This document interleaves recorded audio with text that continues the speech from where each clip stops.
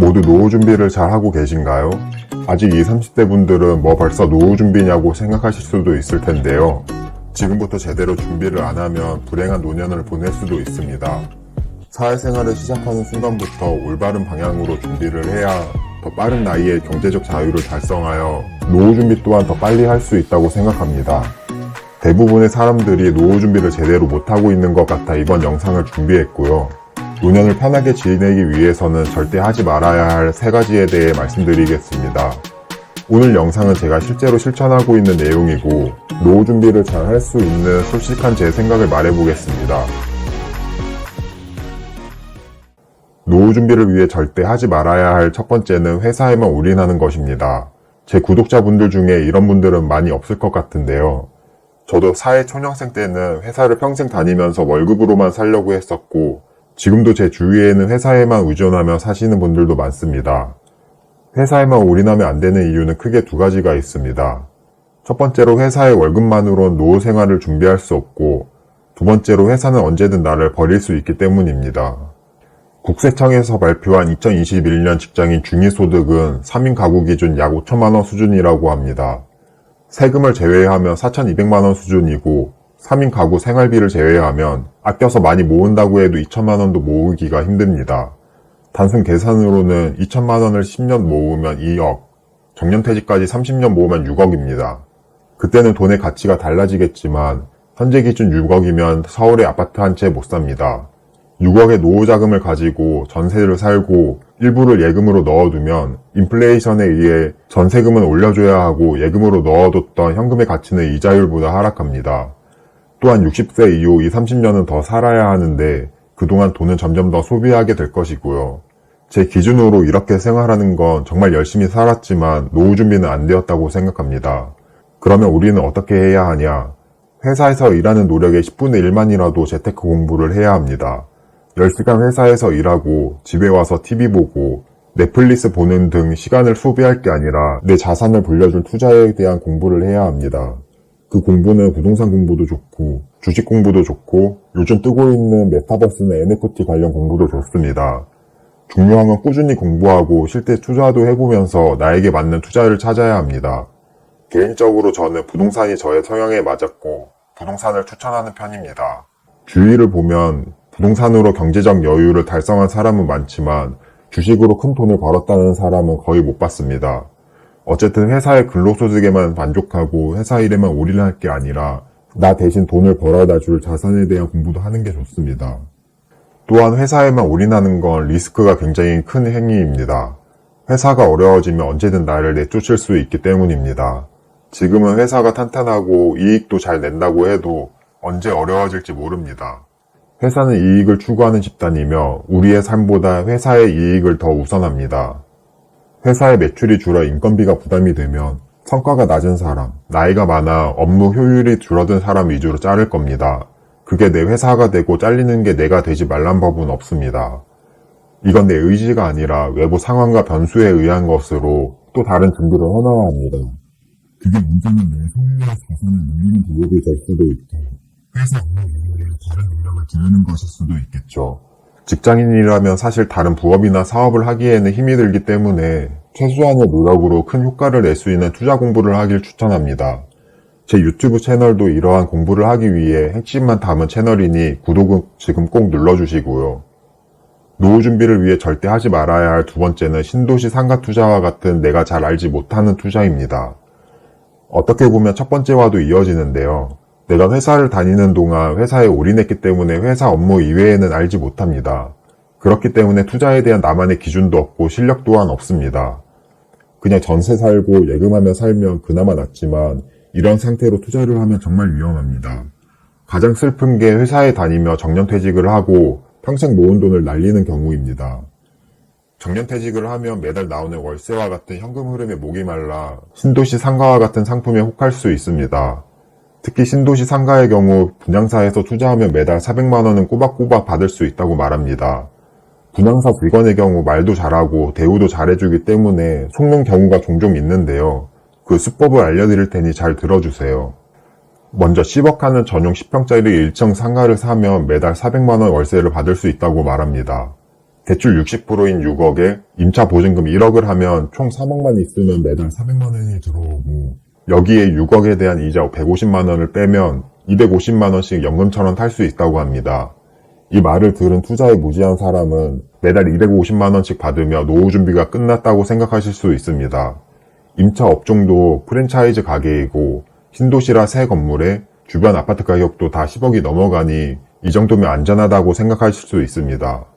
하지만 상위 5% 안에 드는 입지 말고 나머지 대부분의 전용 10평 상가는 월세 400만 원을 내며 버틸 수 없습니다. 그렇게 2년 후 임차 기간이 종료되면 결국 400만 원을 못 버틴 프랜차이즈 임차인은 나가게 되며 다음 임차인을 구해야 하는데 월세 400만 원에 절대 맞추지 못합니다.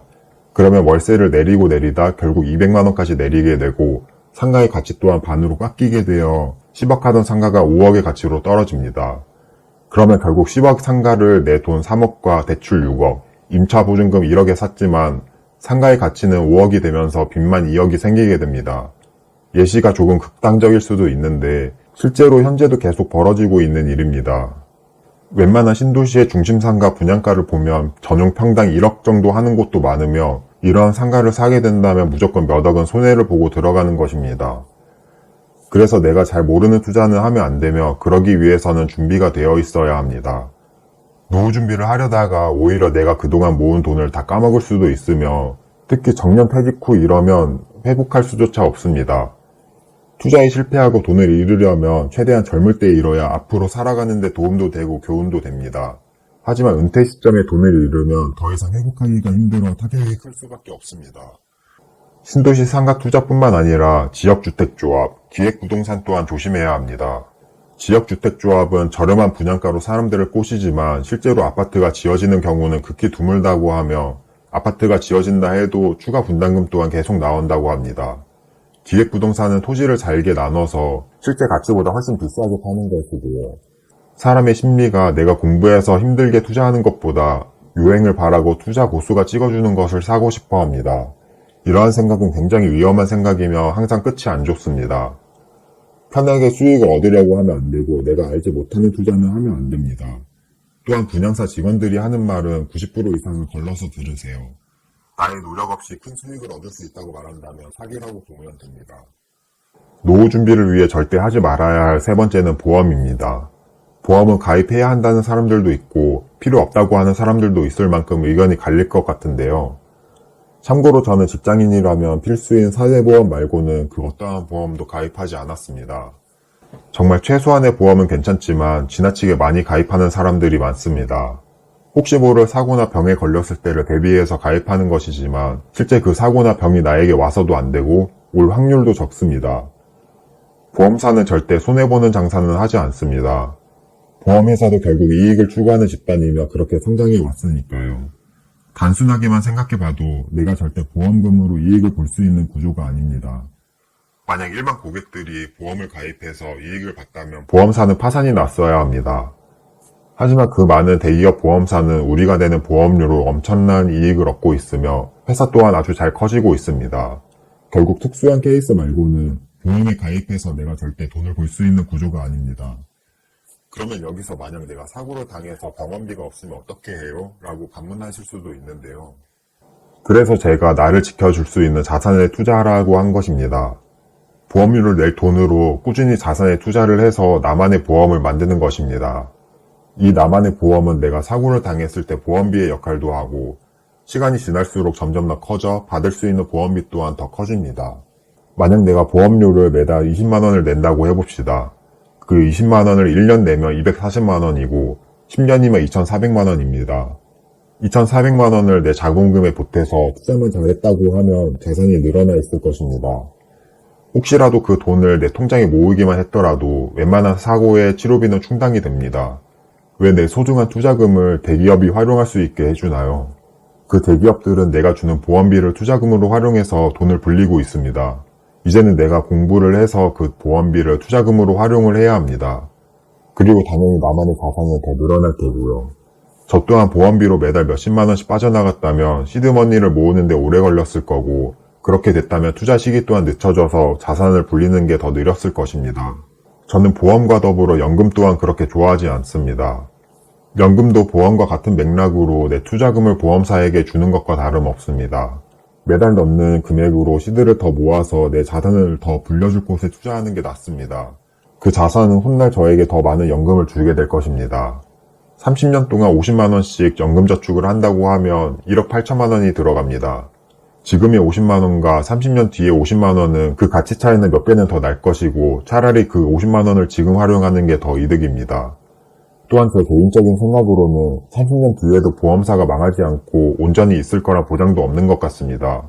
국민연금도 받을 수 있네 마네 하는 상황에서 이 또한 어쨌든 리스크라고 생각을 하고 있고 연금을 꾸준히 넣으면 결국 회사가 망하지 않기를 항상 바라야 합니다. 저는 내가 통제할 수 없는 상황을 만들기 싫고 차라리 그 돈으로 내 자산에 투자하여 그 자산이 훗날 나의 연금을 가져다 줄 수 있도록 세팅하고 있습니다. 다만 개인연금은 소득공제가 되므로 이는 잘만 활용하면 괜찮다고는 생각합니다. 보험과 연금에 대해서는 제 의견에 동의하지 못한 분들도 많을 것 같은데 지극히 제 개인적인 의견임을 다시 밝히며 이런 측면에서도 한번 생각해 보시면 좋을 것 같습니다. 그럼 오늘 내용을 요약해 보겠습니다. 노후 준비를 위해 절대 하지 말아야 할 건 3가지가 있습니다. 첫 번째는 회사에만 올인하는 것입니다. 회사의 월급만으로는 노후 준비를 할 수가 없으며 회사가 어려워지면 언제든 나를 버릴 수 있기 때문이죠. 그래서 회사 외적으로 투자에 대한 공부를 하든 나만의 다른 무기를 만들어야 합니다. 두 번째로 내가 잘 알지 못하는 투자는 하지 말아야 합니다. 그 투자에는 신도시 상가투자, 지역주택조합, 기획부동산 등이 있습니다. 결국 남이 좋다고 하는 거에 투자하지 말고 내가 공부하고 확신이 있을 때 투자를 해야 합니다. 마지막 3번째로는 보험과 연금에 너무 의존하지 마세요. 보험사도 이익을 추구하는 집단이라 손해보는 짓은 절대 하지 않으며 보험사에 납입할 보험비로 내 자산에 투자하여 나만의 보험과 연금을 만드는 게 좋습니다. 그럼 오늘 영상도 끝까지 봐주셔서 감사드리고 도움이 되셨다면 구독과 좋아요 부탁드립니다.